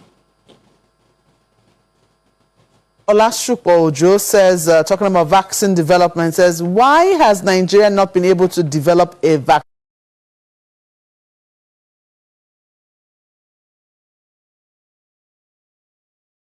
I wish I'd seen this. I would have posted to the minister before he took his leave. Well, very, very, very true right there. But then there's this one by Comrade says about security. So long as our process of recruiting leaders have not been overhauled, every attempt to restore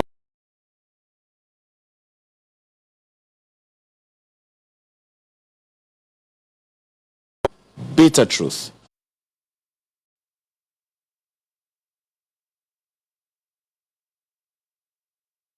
So sign electoral reform bill into law. That's his comment there.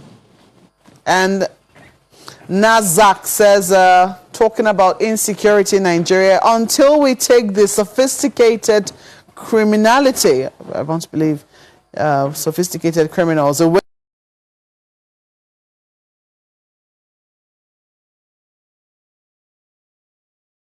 enlightened criminals, we will continue to expose our security agencies to unnecessary deaths in the hands of criminals. Just talking about security in Nigeria.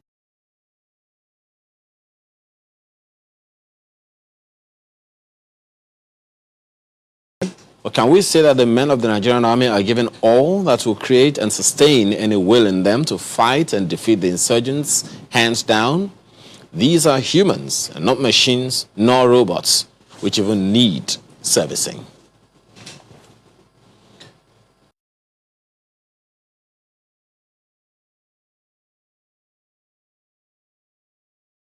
Ayo Makinde, have a good day. Thank you so much for watching. Do have a very productive week. I'm Maokwe Ogun Yusuf.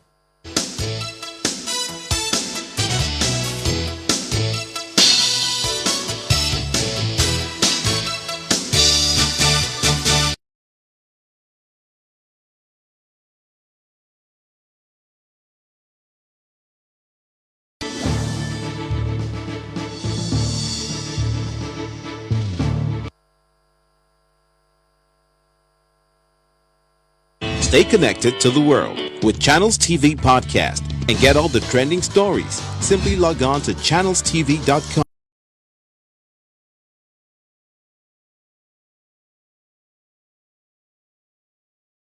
Google and Spotify. Tap the expertise you trust. Touch the stories that touch you. Anytime, anywhere.